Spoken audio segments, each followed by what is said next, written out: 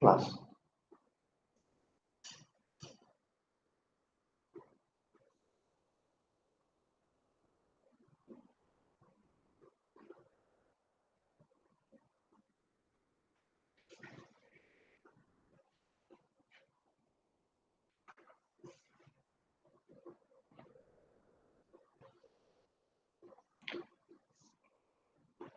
Hello all.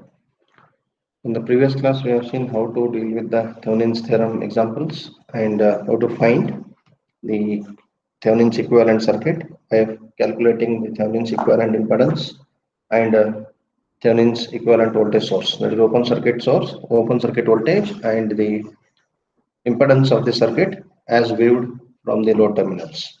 Now, what if the network contains a dependent source in it? If the network contains independent source, ideal or practical, we can replace them by deactivating them. That is, we can keep the voltage source short circuit and current source open circuit when we want to find the Thevenin's equivalent impedance, that is ZTH. But we can't do the same when we have dependent voltage source or dependent current source in the network. Now, slightly there is a change in the process of finding ZTH if the circuit is having the dependent sources. Okay, so how to do that? We'll see fundamentally with a general circuit or a theoretical circuit. Then we'll move to an example where we'll get to know very clearly what has to be done if the circuit contains the dependent source. Okay, now let us take a general circuit.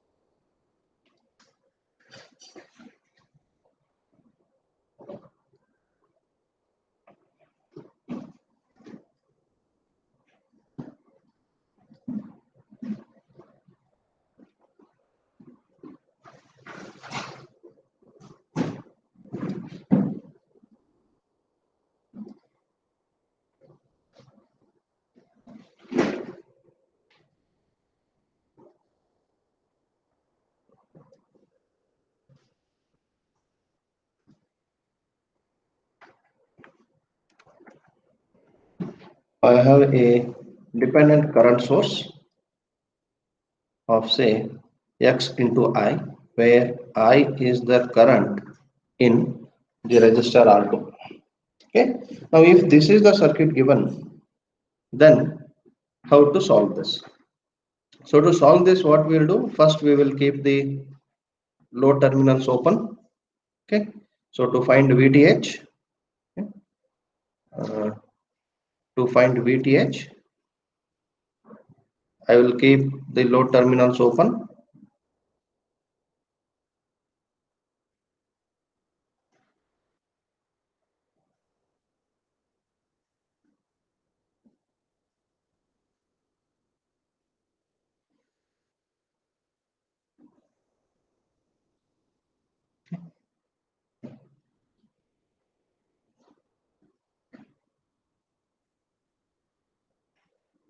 This is terminal A and terminal B, and here this is the dependent current source X into I.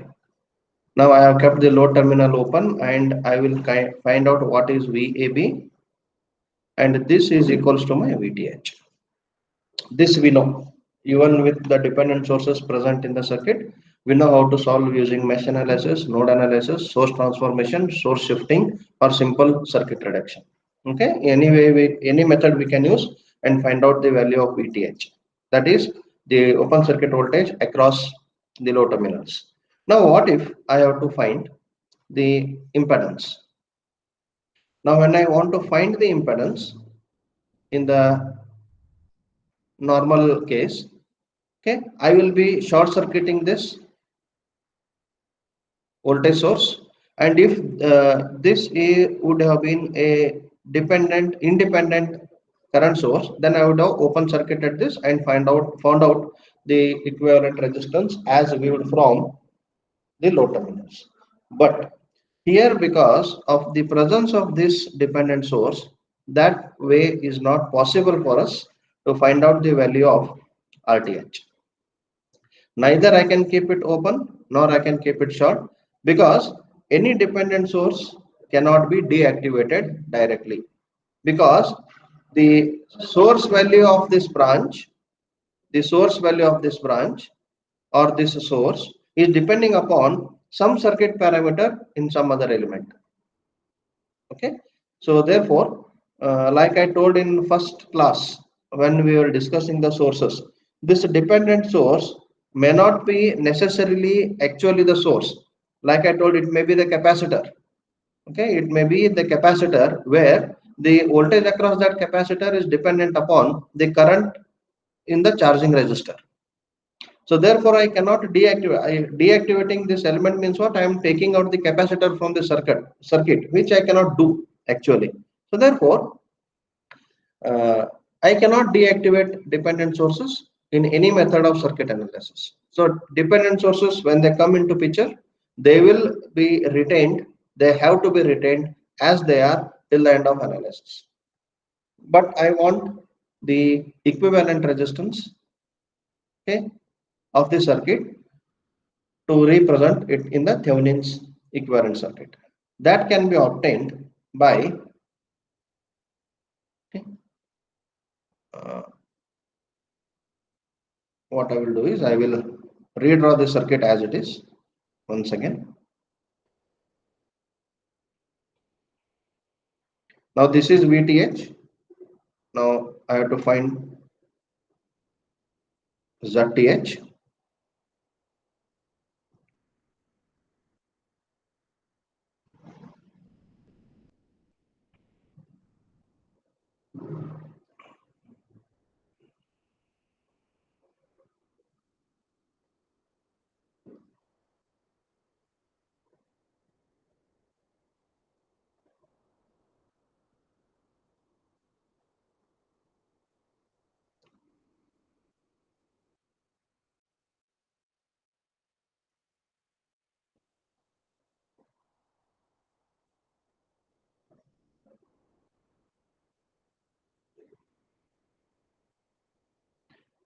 These are the load terminals. This is R1, and this is R2, through which the current I is flowing. This is X into I, and this is R3, and these are load terminals A and B. Now ZTH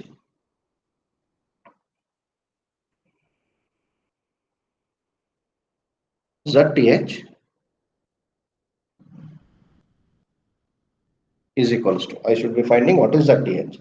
So to find ZTH, the remaining circuit is kept as it is, along with the sources, along with the dependent source, along with the independent source. I am not changing anything.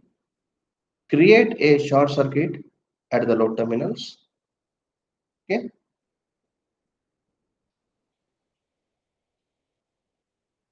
Create short circuit at the load terminals. Okay. Then whatever the current flows through this short circuit, ISC. Okay. The load current ISC, short circuit current ISC flowing through this circuit. Now to find the value of ZTH is given by, or first we'll see, ZTH is given by now VTH by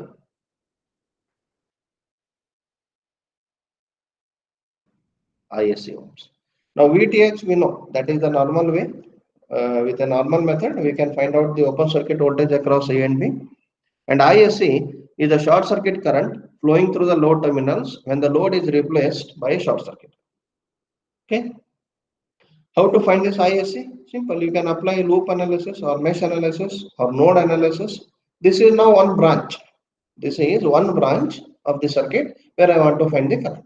If you take mesh analysis, for example, here you can represent this as I1, mesh current I1, mesh current I2, and mesh current I3. Now ISC becomes equal to I3. That's it. If I write mesh current equations for these three meshes and solve them, the value of I3 is nothing but my ISC. So VTH already I have found out here. ISC I have found out now. Take the ratio of those two. That will get ZTH in ohms. So this is how I have to find out the Thevenin's equivalent impedance. Thevenin's equivalent impedance when there is the dependent source present in the network. Okay, we'll go with an example. Okay.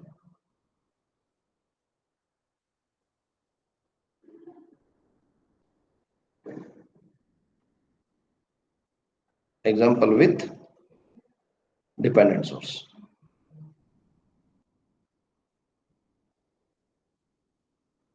Example with dependent source. Okay, I will take one example. We'll solve it.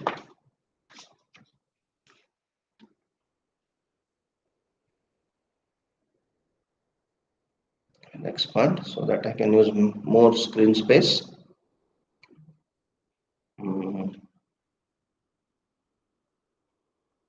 Find Thevenin's equivalent circuit.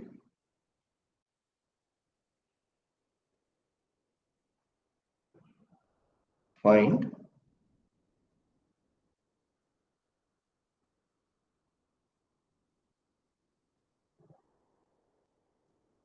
equivalent circuit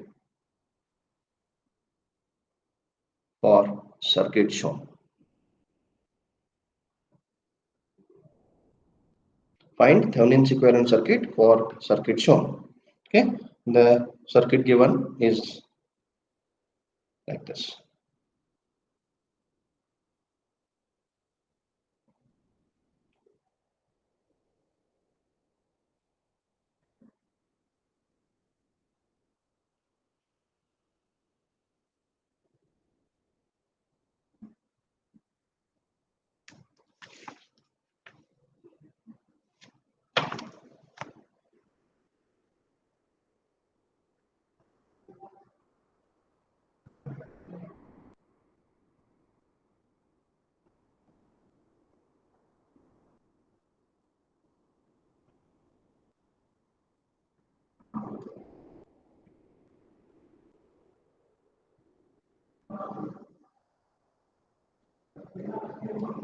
It's 3 ohm.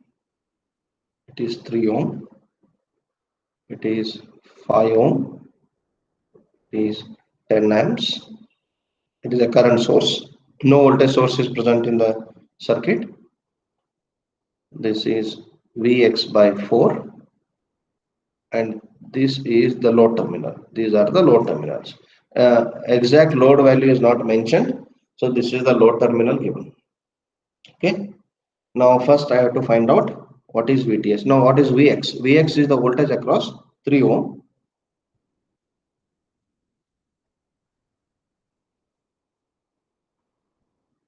This is Vx. So voltage across 3 ohm resistor. Now I have to find out the Thevenin's equivalent circuit. So to find Thevenin's equivalent circuit, first I know that I should find out what is VTH. So first we'll calculate what is VTH.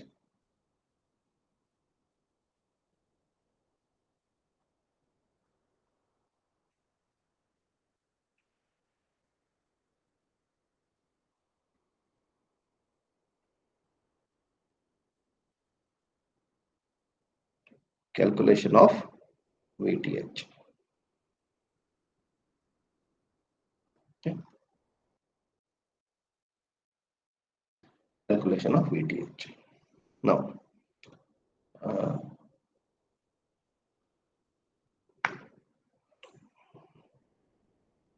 okay, let it be. Now I will redraw the circuit So for that, what I will do is I will simply copy it and paste it here.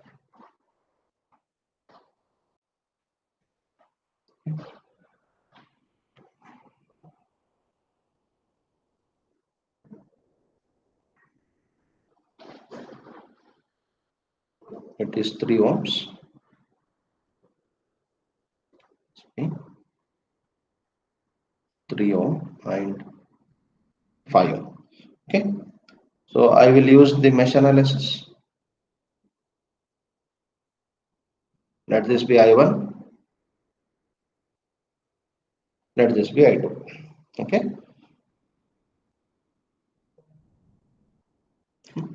Now, what is VTH? These are the load terminals. Okay, so this is VAB equals to VTH. VAB equals to VTH. Okay. Now observe here, it appears that the voltage across AB is nothing but the voltage across this Vx by 4 source, because they are exactly in parallel to each other. So it appears that voltage across AB is voltage across Vx by 4, but it is not. Why? Because Vx by 4 is a current source. So the current sources are not characterized by the voltage value. Hence, you cannot conclude that voltage across AB is the voltage across Vx by 4. That is not possible because this is a current source. So finding a voltage across current source is difficult. We have seen this in the previous analytical methods. Okay, so therefore, don't take the voltage across AB as voltage across Vx by 4, which is not uh, characterized. The source is characterized by the current, but I want the voltage across that current source. So I should be using a different way to find out the value of VAB. Okay. So this first thing you should observe in this example. This may not be in every example. So whenever any example is given for solution, you should be observing the circuit very carefully. What all components are situated at what all places, and what exactly we are calculating across which particular element, and how that element is connected with other elements present in the circuit, that should be known. Okay, so to have the keen observation, we should be always keeping in mind the fundamental behavior of the circuit elements, fundamental characterization of circuit elements. Okay, whether active or passive. So this is now the voltage across AB is not the voltage across Vx by 4. This is known. Then what is voltage across AB? The voltage across AB can be found out by applying KVL to the entire loop. The voltage across AB can be found out by applying KVL to this entire loop.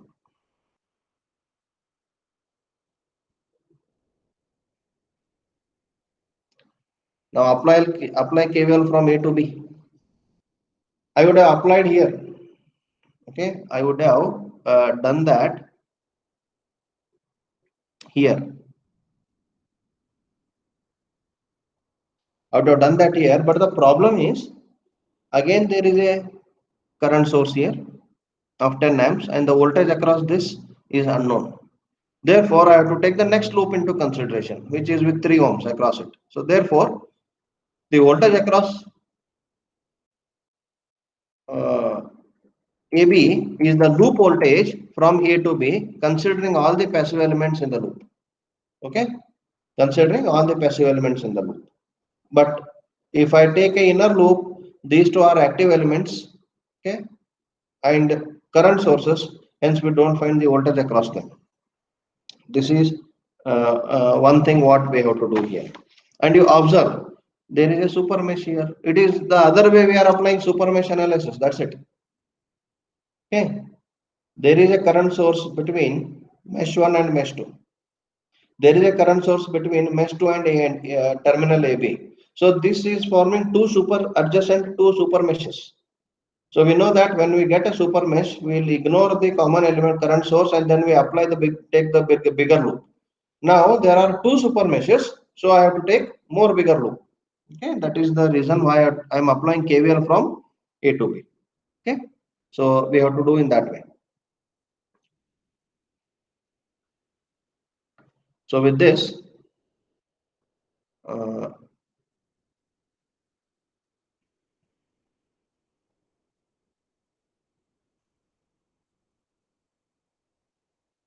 now I will from the circuit.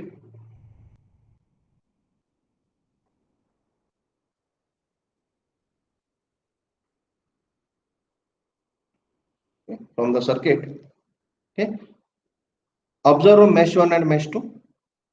I1 and I2. There is a common current source between I1 and I2. So the direction of 10 amperes is along the direction of I2. Therefore, I can write I2 minus I1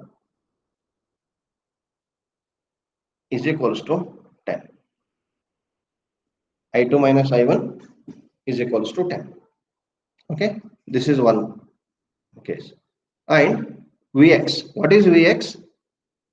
Vx is the voltage across 3 ohms.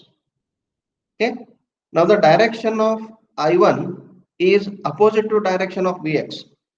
We know that if the polar potential difference across any resistor is existing, it is existing due to the current flowing through that.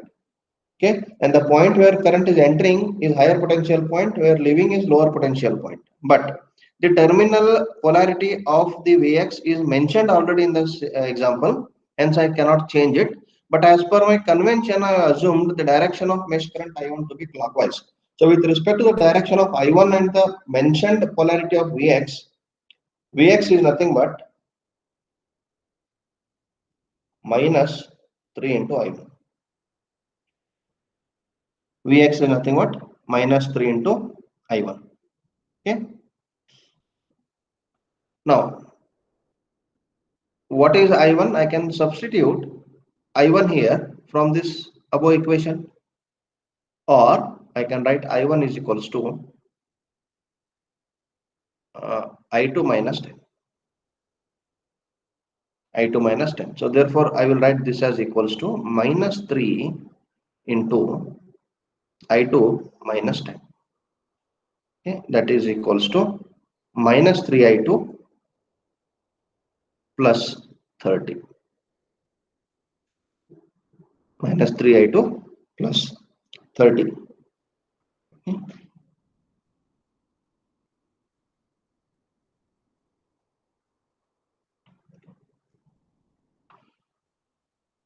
So this is the value of Vx. This is what equals to my Vx. Okay. Now, what is I2? The direction of I2 and the direction of dependent current source is opposite. So therefore, I can write Vx is equals to minus I2. Vx is equals to minus I2. So what is I2?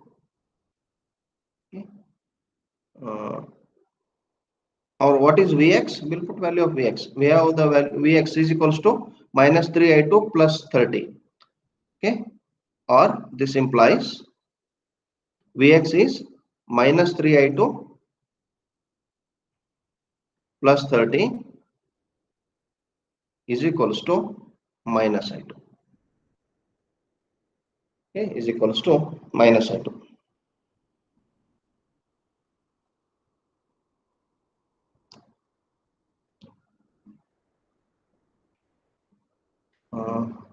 Somewhere I went wrong. Sorry. Vx by 4 is minus I2. Vx by 4 is minus I2. So this is divided by 4 is equals to minus I2. The value is Vx by 4. Therefore, okay,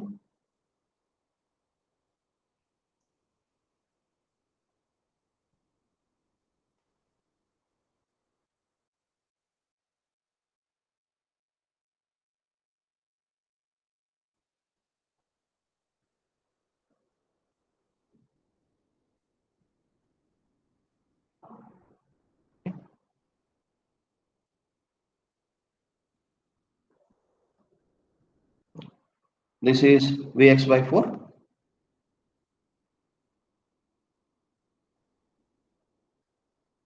Vx by 4 is equals to minus 3i2 plus 30 by 4 from this equation, and it is minus i2. Therefore, I can write minus 3i2 plus 30 is equals to minus 4i2. Okay, or I can write minus 4i2 if you take to LHS, it is I2 is equals to minus 30 amps. I2 is equals to minus 30 amps. Therefore, what is I1 now? I1 is equals to, I have I2 minus 10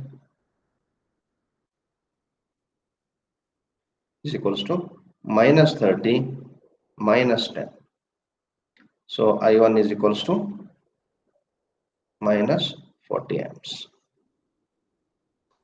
I1 is equals to minus 40 amps. Now I know the value of I1, which is flowing through 5 ohms. I know the value of I2, sorry, which I1, which is flowing through 3 ohms and 3 ohms. I know the value of I2, which is flowing through 5 ohms. Now I can apply KVL to the loop. Okay, KVL to the loop. So here I can write apply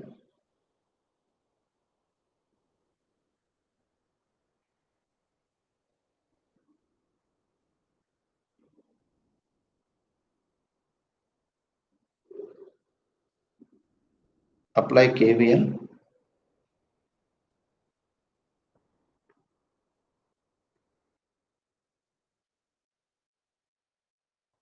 from A to B through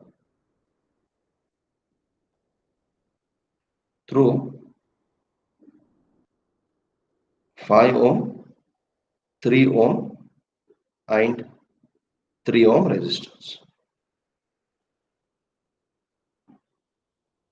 3 ohm resistance. Good. So here I am applying KVL. So this direction, whatever it is showing, the thick blue line, I am applying KVL here. So now write the KVL equation from A to B according to the direction of the current. According to the direction of current, mark the polarity first. Current I2 is flowing in clockwise, so this becomes plus, this becomes minus. I1 is flowing, this becomes plus, this becomes minus. See, the red polarity sign indicates due to the mesh current I1. Okay, and the black polarity indicates the given polarity of Vx. Okay, so I cannot change the given polarity of Vx there. Now apply KVL. Apply KVL. Now write the KVL equation. All right, the KVL equation from A to B. So it is plus 5i2. Now from A I am traversing. From A I am traversing. This is VAB equals to. From A to B, VAB is equal to from plus 5i2. From A to B plus 5i2 plus 3i1. Then this current is flowing. I1 is flowing through 3. So here plus 3 I1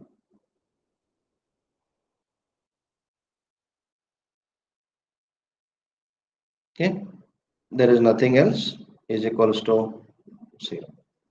Sorry, I cannot take is equals to 0 because I am not applying to a closed loop. Okay, I am applying to a loop. That's it, a bigger loop.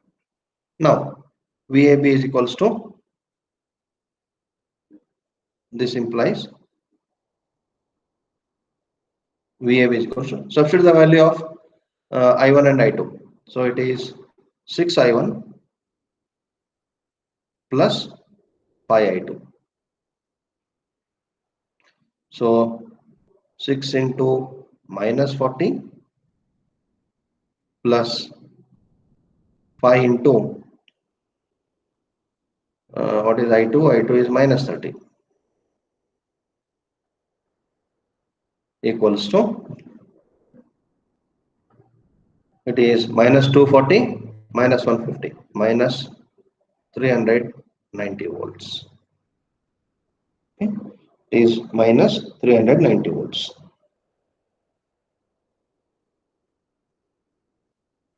Okay. So VAB is minus 390 volts. It means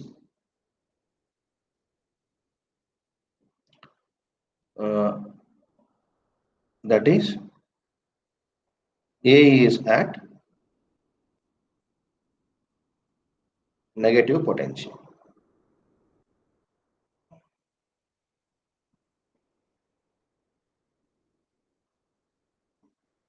Okay. A is at negative potential. Okay. Now, for our convenience, I will assume A to be positive. Okay. Let us assume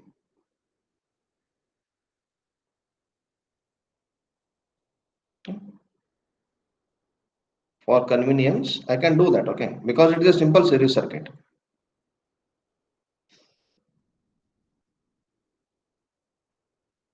For convenience, assume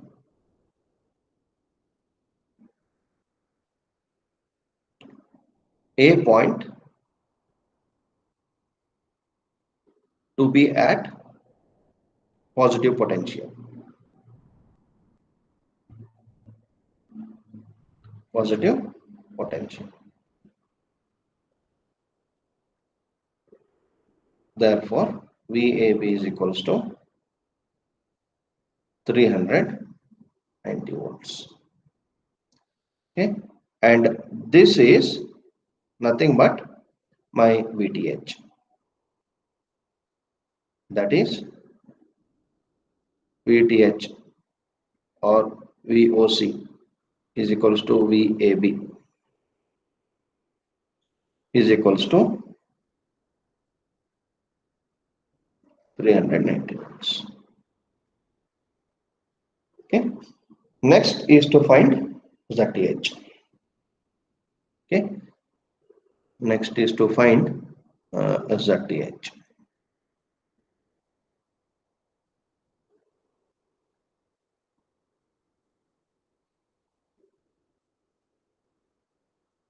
Calculation of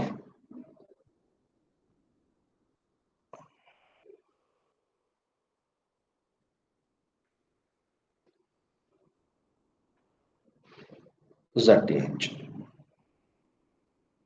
Okay. Calculation of ZTH.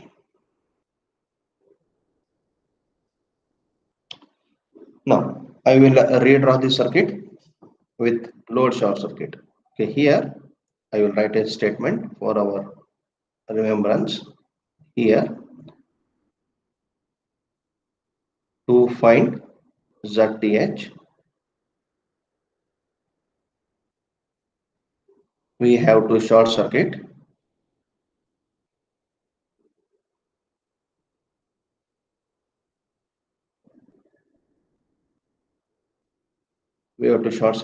load terminals.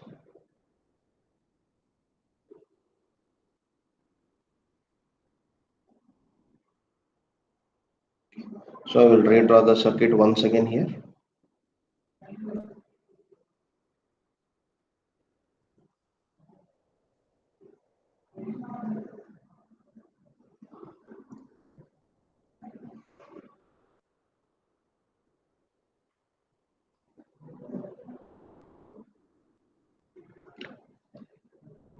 And I have to retain the dependent source as it is in the circuit while calculating ZTH.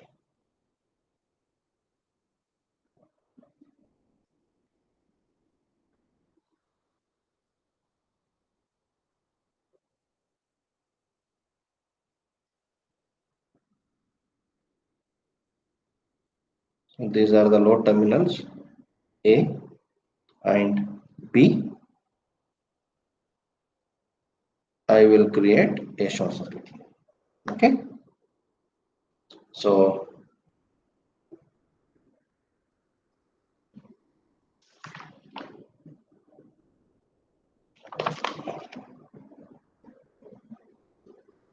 this is Vx 3 ohm, 5 ohm, 3 ohm. This is 10 amperes.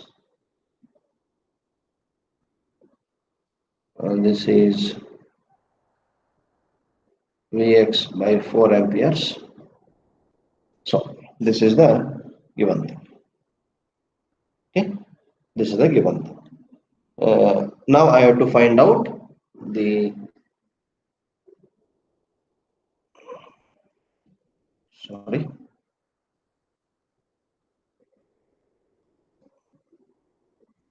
now I have to find out the current ISC.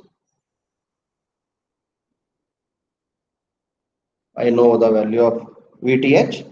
Now take the ratio of VTH to ISC, we will get ZTH. Now first I have to find out what is ISC. So to find out ISC, I will follow the mesh current analysis. Let this be current I1, mesh 2 current I2, and mesh 3 current I3. Okay. So from super mesh analysis, I can write I2 minus I1 equals to 10. Here I will write I2 minus,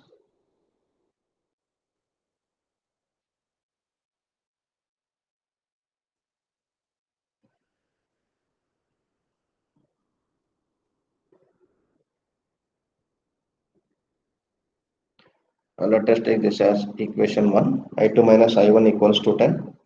Okay. And another super mesh equation here. Because this, see, I1 mesh 1 mesh 2 form a super mesh, because between mesh 1 and mesh 2 there is a current source. Between mesh 2 and mesh 3 also there is a current source. So again mesh 2 and mesh 3 will form a super mesh. Now I have only one super mesh of mesh 1, mesh 2 and mesh 3. I will get only one KVL equation, which already I have written the same way in the previous session, sorry, previous point section, where we have calculated VTH. Okay. So this is equation 1. Then here I can write I3 minus I2 equal to Vx by 4. Okay. I3 minus I2 equals to Vx by 4. But what is Vx? Vx is minus 3I1. Here Vx is minus 3I1. Because polarity of the given Vx is positive up and negative down, but as per the direction of I1, it will be positive down and negative up. So therefore, Vx is opposing the current I1. Therefore, drop Vx is minus 3I1. Or I can write it here, I3 minus I2 is equals to minus 3I1 divided by 4. Minus 3I1 divided by 4. Now when I solve this equation, what I get is 3I1 minus 4I2 plus 4I3 is equals to 0.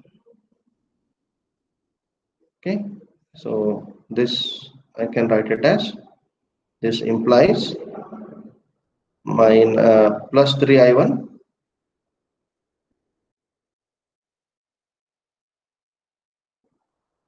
minus 4I2 plus 4I3 is equals to 0. Now take this as equation 2. Take this as equation 2. Now, because there are two adjacent super meshes, I have to apply a single KVL equation for the bigger mesh. What is that bigger mesh? From A to B. Okay. So this is the bigger mesh. You can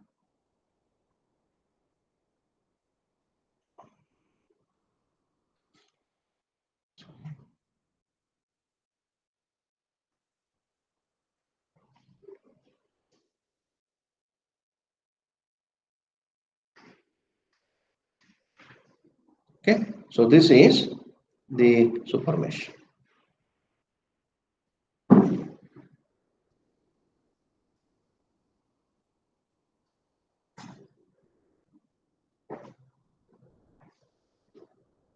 This is super mesh. Now KVL, we have to write KVL for super mesh. Simple. Okay, write KVL for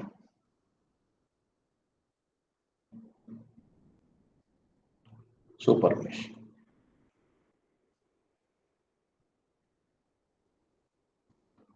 KVL for super mesh. So it will be uh, I have to mark the polarities. I will mark the polarities with respect to the direction of I2. With respect to direction of I2, this is plus, this is minus. With respect to direction of I1, this is minus, this is plus because current is entering here. This is plus, this is minus because current is entering here. So with respect to this new marked polarity as per the mesh currents flowing in the respective elements, I have to write the KVL equation terms. So KVL equation will become from A to B, trace from A to B, it will be plus 5I2, okay, plus 3I1, okay, plus 3I1 is equals to 0. So in the previous case, I simply found out what is the potential difference between A and B.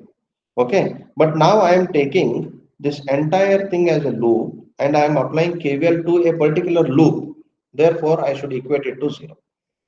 Okay, so therefore I can write it as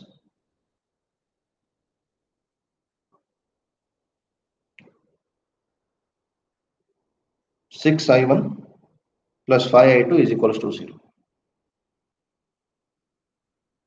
6I1 plus 5I2 is equals to 0. Now this is equation 3. This is equation 3. Solve equation 1, 2 and 3.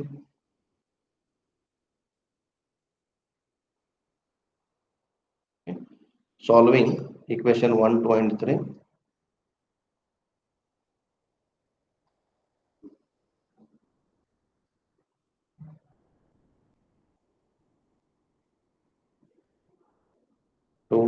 And equation 3, we get I1 is equals to minus 4.54 amps.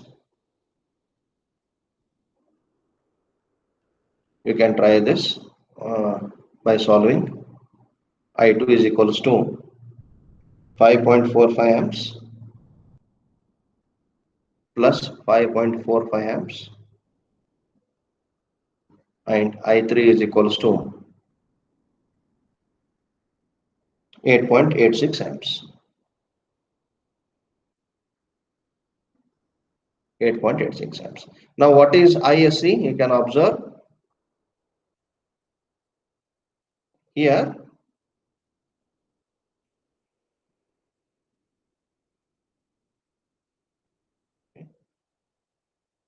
Here ISC is equals to I3. The direction of ISC and direction of I3 are the same. So therefore ISC is equals to I3, which is equals to, therefore ISC is equals to 8.86 amperes. Okay. Therefore ZTH is equals to VTH by ISC, that is 390 volts. I have taken A to be positive, 390 volts divided by 8.86. Okay. Why I have to take positive? Because in this case the impedance would have come negative. Okay, so I assume to be A to be positive, and this is equals to 44 ohms.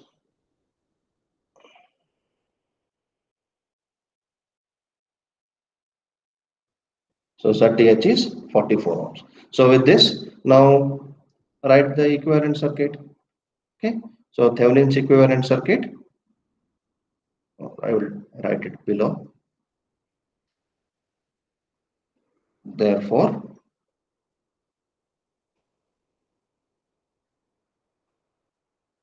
Thevenin's equivalent circuit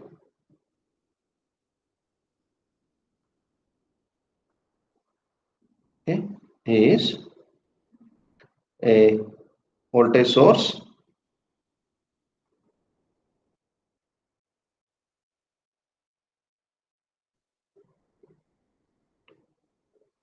a series resistance, okay. So this is VTH of 390 volts. This is ZTH of 44 ohms, and this is terminal A and terminal B. Because I don't know exactly the load value, I am keeping terminal A and B open. Okay, it is given the same in the circuit. So this is how we have to find out the Thevenin's equivalent circuit when the dependent source is present in the circuit. So what we have seen here, a quick recap, what we can do is, so if a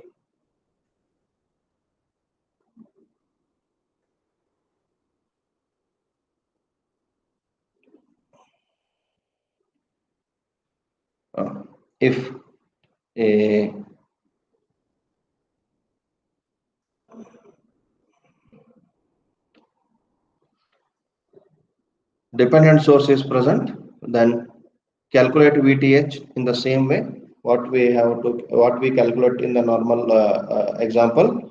Now while calculating ZTH, replace the load terminals by short circuit. Okay, then find out the short circuit current across the load terminals, shorted load terminals. Take the ratio of VTH to ISC, that is open circuit voltage to short circuit current. That will give us the Thevenin's impedance, equivalent impedance. Then I can write the draw the Thevenin's equivalent circuit. So this is what we do when we have the dependent sources in the network, and we have to find the Thevenin's equivalent circuit. Okay.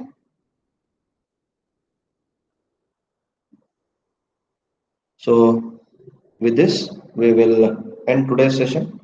Okay. In next class, I will deal with the Norton's theorem. That half an hour is necessary for, because Norton's theorem is extension of Thevenin's theorem. Okay. So we'll quickly see what we have to do with Norton's theorem. Then we'll move ahead with the maximum power transfer theorem, okay, and other theorems present in the uh, analysis. Okay. So thank you for joining the class.